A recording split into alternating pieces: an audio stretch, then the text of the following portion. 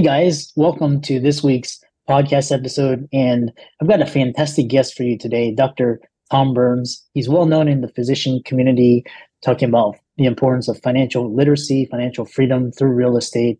He's been on so many doctor shows promoting, and I'm really happy to have him on. And he's no stranger to the medical community, ortho surgeon. And so, Tom, welcome. Hey, thanks, Chris. Glad to be here. Really appreciate it. Yeah, I know.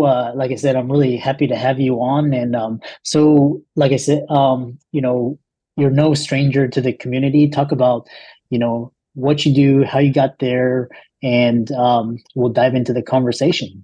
Sure. So, like I told you before you hit the record button, I was just on the phone with an insurance adjuster. So that's what I do. I mean, that's real estate has its fun parts. It's got its non-glamorous parts as well. So, for probably 15 years or so, was in mostly the apartment development business. Probably the last year or so, more in the apartment acquisition business. Prior to that, I built a medical center. I founded a hospital. I owned a bunch of little things, stuff like that. So, it all kind of started back when I was a resident, and I just slowly built up. And so now I'm kind of just focusing on one asset class and, trying to kind of sift through the weeds and find that one flower every once in a while. It's tough these days, but if you find one, it's worth it. Yeah, because I was actually doing some introspection the other day, and I was, real estate is where a lot of physicians put their wealth into and, get their financial freedom. And, these days there's, again, there's climate change, there's hurricanes in Houston, heat waves in Texas, there's insurance, there's even tenants have more power than than the owners. And, you've got all these rising costs. So talk about one thing I want to talk about is what is so attractive as real estate as an asset class, and where is it going? Because you've got interest rates. Are there other places where doctors should be considering putting their money? Why is it still considered the best asset class? So I don't know if it's the best. It's been the best for me. Going way back, the reason I got into real estate was because, it was easy for me to understand. I was a resident. I was an orthopedic resident, and so it was just math. Like I tell people, you buy something for one price, you rent it to somebody for a little bit more, and you keep the extra. So I understood real estate. It didn't move fast. I didn't have to sit in front of a computer and day trade stuff. I could do it part-time or full-time. I could do it with partners or without partners. So that's why I enjoyed real estate. In and of itself, the benefits is we all know, there's sort of the four pillars of real estate, right? And the number one hot button for me was cash flow. So I wanted cash coming in that I didn't necessarily have to see patients or do a surgery or work for that, because the doctors that were training me, I didn't want their lives way back in residency. That's what kind of triggered me. And so I just wanted income coming in from somewhere else. It didn't require one-to-one effort. So real estate provided that. Later, I learned, it took time to learn this stuff. I've been on this road a long time, so I'm a slow learner. But, the tax benefits were huge. Over time, I realized I was paying a blended lower tax rate than I would have if I was just a surgeon. The appreciation in value, that's pillar number 3. Most of the time, real estate goes up in value if you look over a long period of time. That's not necessarily happening right now, but this is just one of those times when you need to kind of step back and realize that not all things go up. And then the amortization part, when you find out that if you buy something and rent it to somebody else and cash flow it, and you have a loan on it, number one, it's using other people's money, using the bank's money. You get 100% of the benefits, so you get all the depreciation and tax benefits. But you also get the benefit of your tenant paying your loan down, and they're happy to do that. You give them a nice home to live in, whether it's an apartment or a single-family home or whatever it is, or an office building or something. They're happy to use that and pay a fair market price for it. And in doing so, they pay down your loan. So there's kind of the 4 benefits of real estate. It doesn't make it the best, but it works a lot for us as doctors because, we're busy. We're busy and we're good at what we do, and we make discretionary income most of the time. I know things continue to change, but it's a way to take that extra income and have it grow upon itself. So it's understandable. It doesn't move super fast. You either do it yourself or get in with the right bunch of people, and you can over time use compounding to grow a significant amount of money and really lighten your load, whether that's retiring from your job or just smiling a little more because you don't have as many bills. That's why I like real estate. That's why I like passive investing in general. And there are a lot of other asset classes besides real estate. Because we'll talk about the other asset classes and how doctors should be positioning themselves in this really volatile environment. One thing that you touched upon is the time aspect, because a lot of doctors, they make a lot of money, but they don't have a lot of time. And so, and I've known doctors that, buy single families and then they acquire these properties and they become landlords. And that's actually taking more time where they could be, doing surgeries or seeing patients. So how do you eliminate this? You want you want all the benefits, but you don't want the hassle of the actual property. Just how can doctors position themselves to take advantage of upside, minimize the downside? I don't want to fix toilets and collect rent. Short answer, get a manager. Just get a manager. There are managers for everything. You may pay more for a single family home property manager, but they're out there. And so then it becomes pretty passive. I could tell you, I started with small properties, because I didn't know anything. I was learning, right? So I got these small properties, but I bought a lot of them. And I've got managers. So virtually every one that I own, I haven't seen since the day I walked in to inspect it to buy it. And some of those are close to 30 years now. So it can be really passive. So that's one thing. Management's key. I usually suggest to people to put a management percentage in their pro forma when they're doing the numbers to see if it's going to make sense, right? I've got a little sheet that I give people and it's got management in there. And if it works with management, you're in good shape. If you think you're a better manager than a professional manager, most of the time you're fooling yourself. You might be saving 6 to 10%. I can promise you, Tom Burns is a horrible manager compared to all the people that I've hired, even the bad ones, because they're going to do background checks. They're going to try to put in good tenants. They're going to take care of the repairs and maintenance and stuff. I basically get a report that says, hey, you bought a new toilet last month, or, I don't know anything other than cashing the check. So I suggest everybody to really build in management. It's not the end of the world to manage a property or two to see what is involved in managing. Then you'll be a better manager of your managers. So that's not a bad thing. I would do it maybe to learn, but I'd try to keep it passive. And then, so if you're not out there buying single family homes or small condos like I bought, or, small apartment complexes, you can always go into syndications, which are truly passive. And that can be in the real estate world or in other things. So you can keep it pretty passive and keep doing what you do to make that extra money. Yeah.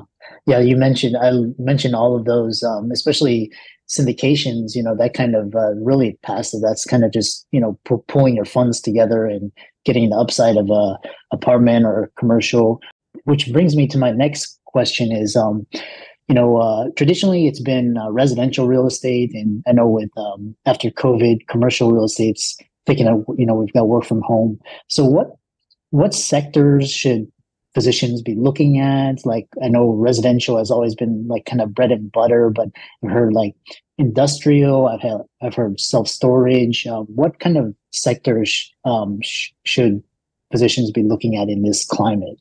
Sure. Well, I'd never tell anybody where to look. I'd tell them, figure out what you know best or what you understand, or if your partners and friends and your network is into something, get into something you understand and you like. I will sound a little like a homer, but there's a reason I'm still in multifamily. It was close to 20 years ago. It was about just before the GFC. One partner of mine and I, we kind of thought apartments might have a nice run, and we were pretty on point with that.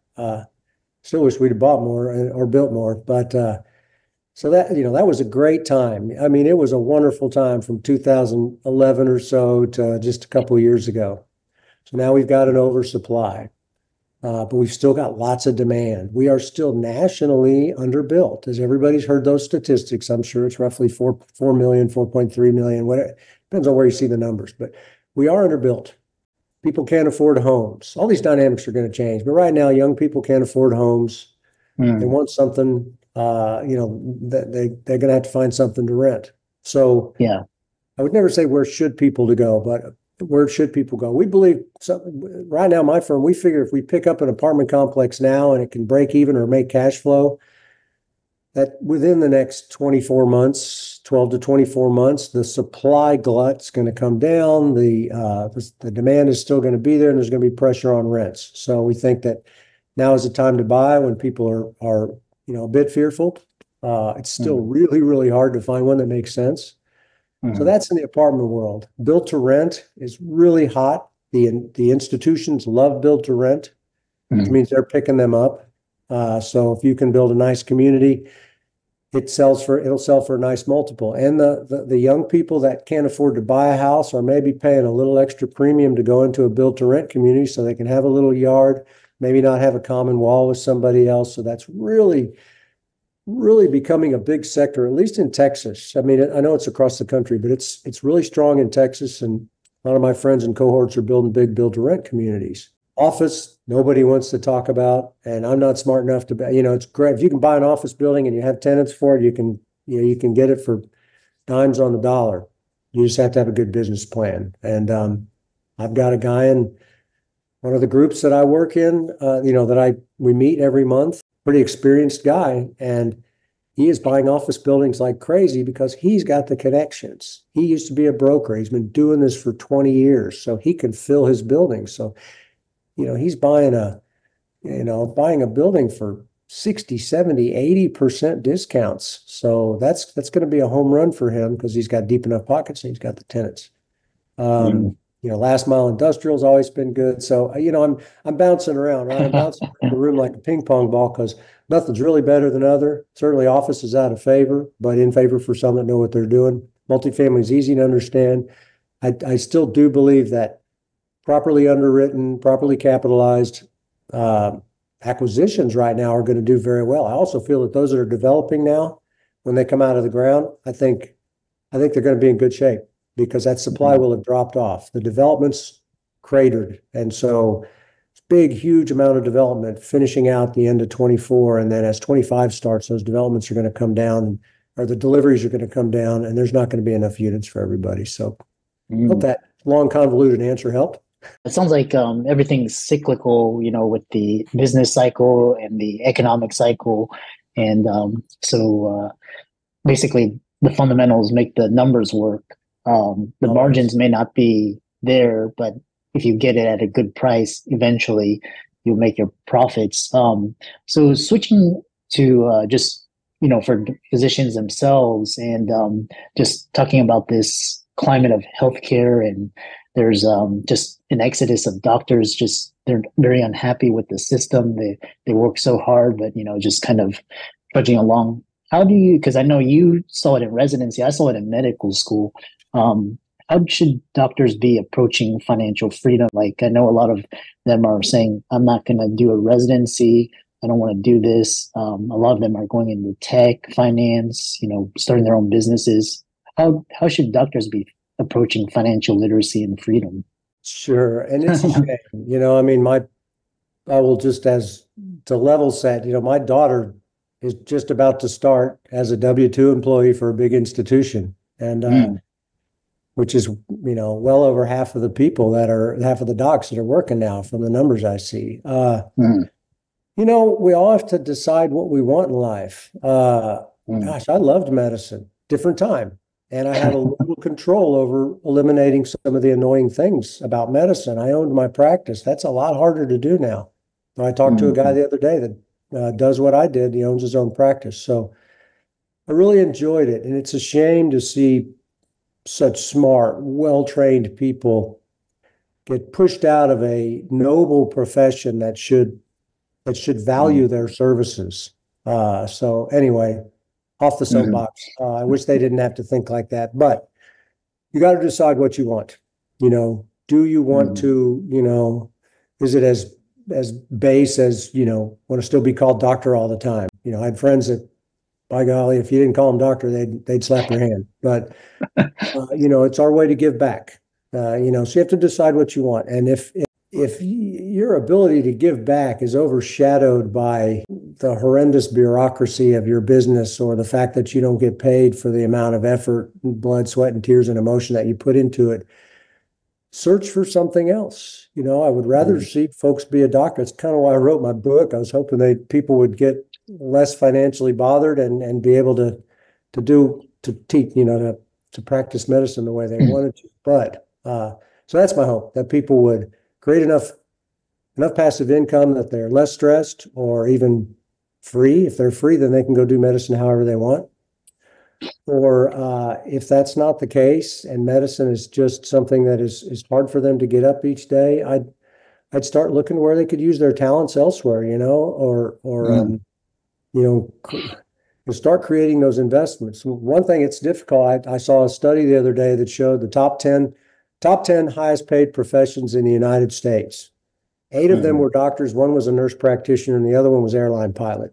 So it kind of skews what we know about, how we're really paid and the hours we put in. But if somebody was really hating it, I would tell them to work really hard, work as many hours as possible, and build up some extra income and invest it into hopefully something conservative as a base, and then start growing into the real estate and private equity and whatever fit them. Because it's not a short path.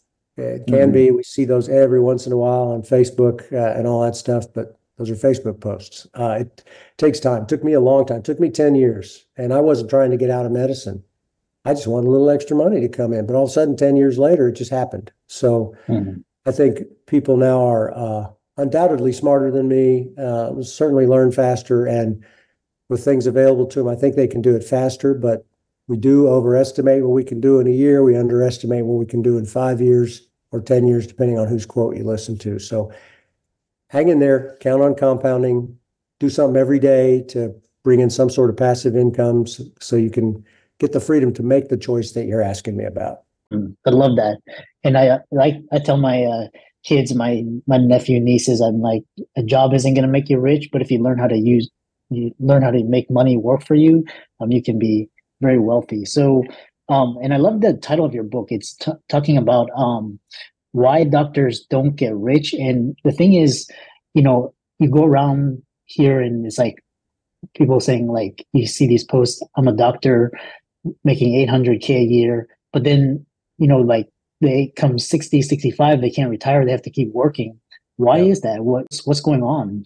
Well, that's a lot of money. You got to, we all must realize that's a lot of money the population makes. And what is it? 0.3% of us in the country are doctors. So, but it could be multifactorial.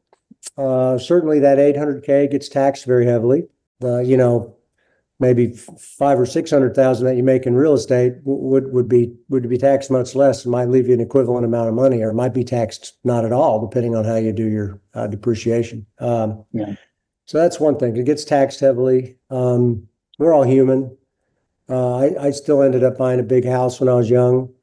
It was pretty inexpensive back then, especially relative to now, but it can be some consuming. It's easy to say, hard to do, but if you could come out of residency making doctor money, but living like a resident or somewhere in between, you'd do wonders for your midterm and long-term future, because you'd have more extra money to use to invest. There's children, there's college savings, that goes up by 1,000,000% a year. And so it's very expensive to save for that. So I don't really have the answer. Believe it or not, I had a partner in one of my doctor offices who made just about that much money and didn't have any retirement fund. So, so it can happen. Wow. And I think, and then I think the rest is, it can be education, Some people might not even have the benefit of knowing that a podcast like this is available. They might not know that, hey, I don't just have to give my money to a money manager. I can do some other things. I used to be somewhat against money managers. I'm a lot less now, because that's another bucket to have. But that was a long non-answer. I sounded like a politician. No, it's because it's very important. It's basically spend less than you make and invest in. So you have to have a savings and investment plan. And the more you put in and the earlier you put in, the more it can grow and compound, like you said. So I really, like I said, you're a very well respected influencer in the community. How can people check you out, check out your book, reach out to you? I know you have a syndication as well, and just learn more how to get financially free, financial literacy. Sure, sure. The book's on Amazon, just under Why Doctors Don't Get Rich. Probably the easiest way is through the website. And I put out a weekly newsletter. It's free, and it's got real estate tips, investing tips, and personal development stuff, whatever comes to my mind that week. And it's at richdoctor.com/newsletter. That's the easiest way. If somebody wants to contact me specifically, just email me at hello@richdoctor.com. I get all those emails, and I always like talking to folks. Yeah. Yeah, I love that. And so for all the audience, let's thank Dr. Tom Burns for coming on and sharing his amazing story and his experience. And like I said, he's a pillar in the financial community. And check out his book. It's on Amazon, and give his socials a like and follow. And thanks so much for coming on. Oh, yeah, I'm on LinkedIn now. So, yeah, I'm now on social media. I'm such a dinosaur. I love that. Well, excellent. The LinkedIn will be in the show notes as well. And thanks so much. Thanks, man.